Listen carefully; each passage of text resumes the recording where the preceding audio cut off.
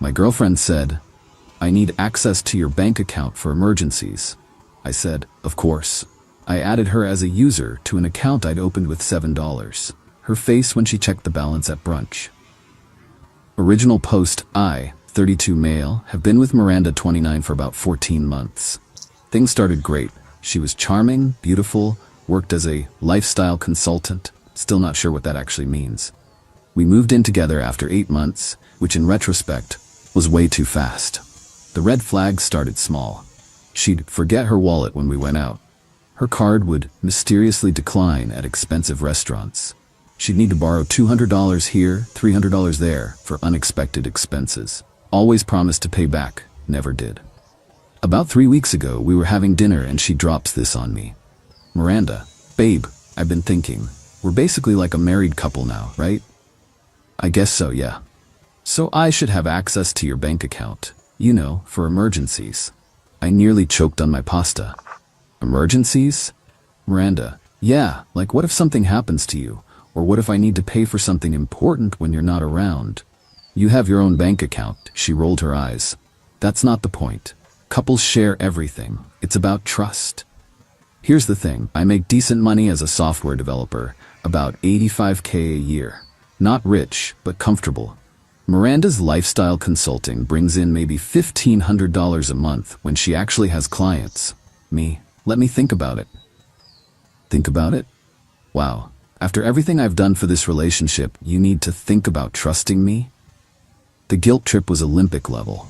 She went on for 20 minutes about how her ex gave her full access to everything, how real couples don't have secrets, how maybe I wasn't as serious about us as she thought. I looked at her, really looked at her. The entitlement, the manipulation, the assumption that my money was somehow already hers.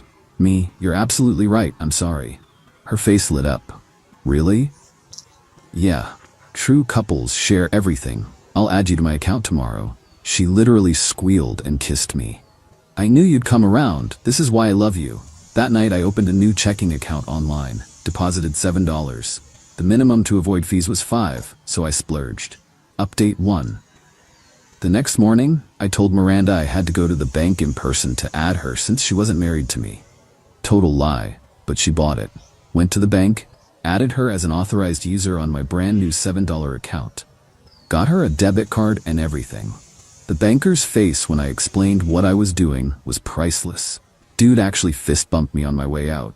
Came home with the card and the paperwork. Me, "Here you go, babe. You now have full access to my bank account." Miranda grabbed the card like it was made of gold. "This is amazing. We're really doing this adult thing right." Me, "Absolutely. Oh, and we're having brunch with my sister tomorrow. She wants to celebrate our next step." Perfect. I'll wear that new dress I bought last week. The dress she bought with money she borrowed from me for car repairs. Sure. Saturday morning, we met my sister Natalie at this upscale brunch place Miranda loved. The kind where they charge $18 for eggs and call them artisanal. Miranda was glowing, couldn't wait to tell Natalie about our financial partnership. "Your brother finally realized what being in a real relationship means. We're sharing everything now." Natalie, who was in on it. "Wow, that's big. You must be so happy." "I am. Actually, let me get this check. Time to break in the new card." She handed the server her new debit card with a flourish. The server ran it, came back looking confused. "Server, I'm sorry ma'am, but this card was declined." Miranda's face went red. "That's impossible. Run it again." Server ran it again. "It's showing insufficient funds." Miranda turned to me, confused and getting angry. "What's going on?" Me, "Oh, let me check the app." I pulled out my phone, logged into the account. That's weird. Balance is showing $7 all. $7? "Yeah, that's my bank account balance, the one you wanted access to." The silence was deafening. Natalie was trying so hard not to laugh, she was turning purple. "This is a joke, right? Where's your real account?" "This is my real account, my checking account." But you make good money." Me, "I do, and it goes into my savings, my 401k, my investment portfolio, my crypto wallet." "You said you wanted access to my bank account. This is my bank account, the one I use for daily expenses." Her face went from red to white to red again. "You think this is funny?" Me, "I think it's exactly what you asked for." Update 2. Miranda stormed out of the restaurant, left me with the $85 brunch bill, which I paid with my actual debit card. Natalie finally let out the laugh she'd been holding. Natalie. Her face! Oh my god, her face! Got home to find Miranda rage-packing her stuff. You humiliated me, in public, in front of your sister. I gave you exactly what you asked for. You know what I meant. I meant your real money. Oh, you mean you wanted access to all my money? Why didn't you just say so? This is financial abuse. I laughed, actually laughed. Not giving you unlimited access to my savings is abuse? That's a new one. She called her best friend Alexis to come pick her up. While waiting, she tried every manipulation in the book. I thought you loved me. My ex would never treat me like this. You'll never find anyone who loves you like I do. I gave you the best years of my life. It had been 14 months. Alexis arrived and immediately started in on me too. Alexis, you're seriously gonna let her leave over money? That's so shallow. Me, she's leaving because I won't give her unrestricted access to my savings after barely a year of dating. Real men provide for their women. Me, real women don't demand access to money they didn't earn. Miranda grabbed the debit card from her purse and threw it at me. Here's your stupid card. I hope that $7 keeps you warm at night. Actually, with you gone, I'll save enough on dinner bills to keep pretty warm. They left, with Miranda screaming about how I'd regret this. Spoiler, I didn't. Update 3. The next few days were a tsunami of crazy. Sunday, Miranda called me 23 times. Texts ranged from, I'm sorry, let's talk, to you're a sociopath, to please, I love you. Monday, she showed up at my work.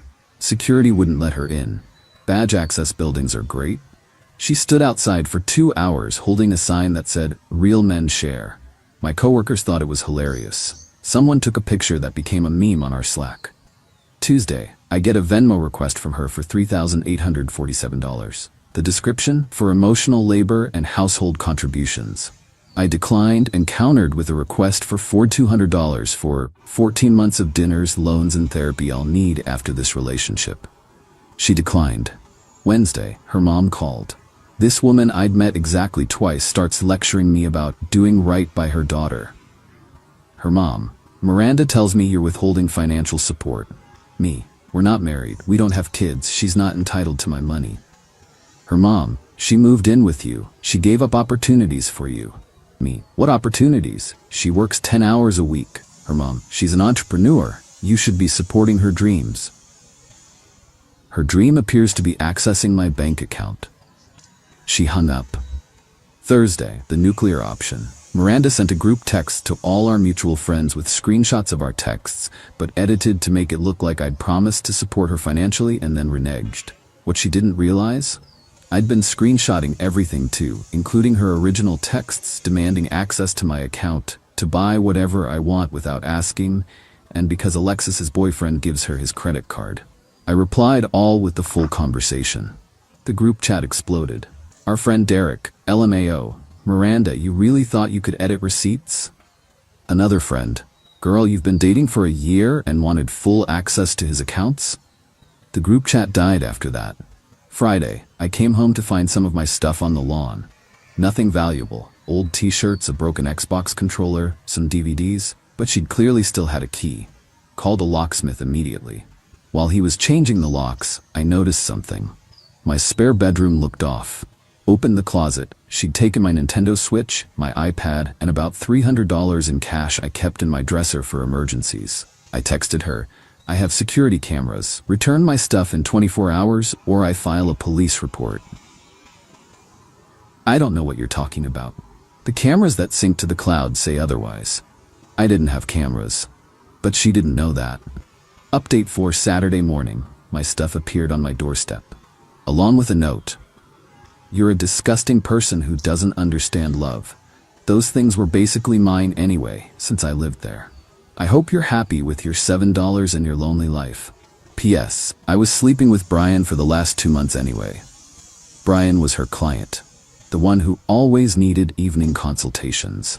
Not gonna lie, that stung for about 5 seconds. Then I realized she just admitted to cheating in writing. Sent the note to Alexis with, your bestie might want to get tested. The explosion was immediate. Turns out Brian was Alexis's ex-boyfriend, who Miranda knew Alexis was trying to get back with. Alexis called me screaming, but not at me. She wanted all the details, sent her everything. The friendship imploded spectacularly, but Miranda wasn't done. Oh no. Sunday night, I get a call from my landlord. Miranda had called him claiming to be my wife, saying I was abusing her and she needed to be added to the lease for her protection. Landlord. I told her that without proof of marriage or a court order, I couldn't do anything. She threatened to sue me. I'm so sorry about this. We broke up and she's not handling it well. Landlord. No worries, but you might want to get a restraining order. She seemed unstable. Monday came with a new low. Miranda created a fake dating profile using my photos and info, but listing my income as $200K plus and saying I was looking for a woman to spoil with unlimited shopping sprees. My inbox exploded. I reported the profile, but not before screenshotting everything. Then came Tuesday, the masterpiece of entitlement. I get served with papers. Miranda was taking me to small claims court. For what? Breach of verbal contract, $5,000. Emotional distress, $2,500. Lost wages due to relationship duties, $3,000. Total, $10,500. Her evidence? Text messages where I said things like, I'll take care of you and don't worry about money. You know, normal relationship stuff that doesn't constitute a legal contract. Date 5, court day arrived 2 weeks later. I showed up in a suit with a folder of evidence. Miranda showed up in what I can only describe as her courtroom costume. Glasses she doesn't need, a conservative dress I'd never seen, hair in a bun. Going for that wronged woman look. The judge read through her complaint. I could see him trying not to roll his eyes. Judge, Miss Miranda, you're claiming breach of verbal contract. Can you explain? Your Honor, he promised to share everything with me. He said we were like a married couple. Then he humiliated me by giving me access to an account with only $7. Were you married? No, but did you have a written agreement? No, but he said. Miss Miranda, I'll take care of you is not a legally binding contract. It's something people say in relationships. But I have expenses. I quit my job for him. Your Honor, I have evidence she's still employed. Here are screenshots from her Instagram posted yesterday about a client consultation.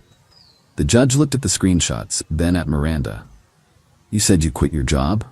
Well, I reduced my hours. From what to what? I don't have exact numbers. The judge moved on to her emotional distress claim. This was even better. What specific emotional distress did you suffer? He embarrassed me at brunch. My friend was there. Did he force you to use the card? No, but did he tell you there was more money in the account than there was? But I assumed. Assumptions aren't his responsibility. Finally, the lost wages claim. You're claiming $3,000 in lost wages. Can you show proof of income before the relationship and during? I don't have exact records, but I was making at least $5,000 a month before. Your Honor, I have her lease application from 18 months ago where she listed her income as $1,200 monthly. The judge looked at it, looked at her, looked back at the papers. Judge, Miss Miranda, lying in court is perjury. Miranda started crying, not pretty tears, angry, frustrated tears. This isn't fair. He has money, he should share it with me. I was going to be his wife. Were you engaged? We were going to be. That's not the same thing. Case dismissed. Miss Miranda, you owe the defendant court costs of $75. The look on her face, the absolute shock that she'd have to pay money instead of getting it. As we left the courthouse, she tried one more time. You could have just given me access. None of this had to happen. You're right, none of this had to happen. You could have just not been a gold digger. She started to respond, but Alexis, who'd come to watch the show, grabbed her arm. Alexis, girl, stop, you're embarrassing yourself. Also, Brian gave me chlamydia, so thanks for that. Final update. It's been 2 months now, life is beautifully quiet. But I did get some closure on the whole saga through the grapevine. Miranda apparently tried the same thing with her next boyfriend.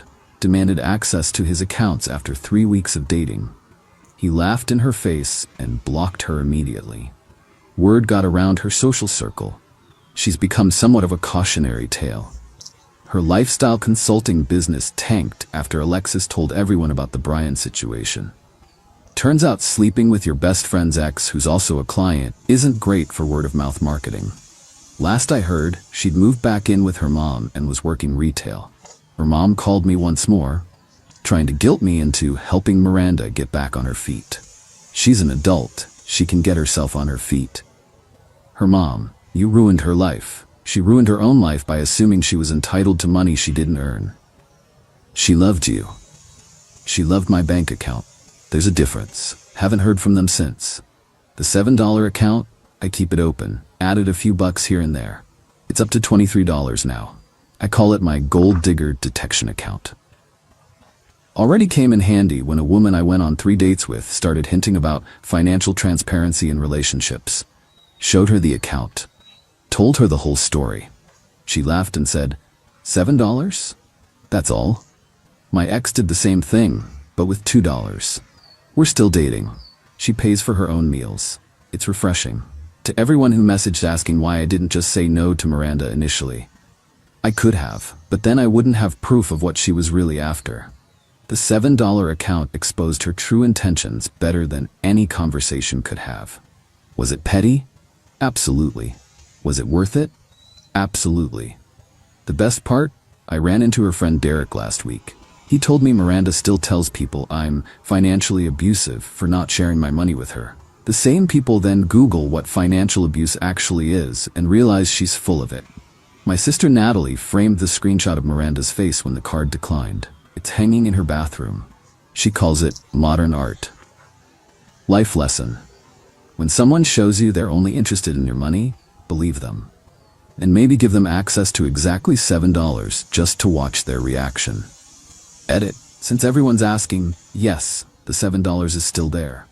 No, I'm not accepting applications for access to it. And yes, I did eventually get security cameras, not because of Miranda, but because my neighbor's cat keeps stealing my Amazon packages. Different story. Edit 2. To the person who DM'd saying I should have just been honest, I was completely honest. I gave her access to my bank account, exactly as requested. She just assumed I only had one account. That's on her.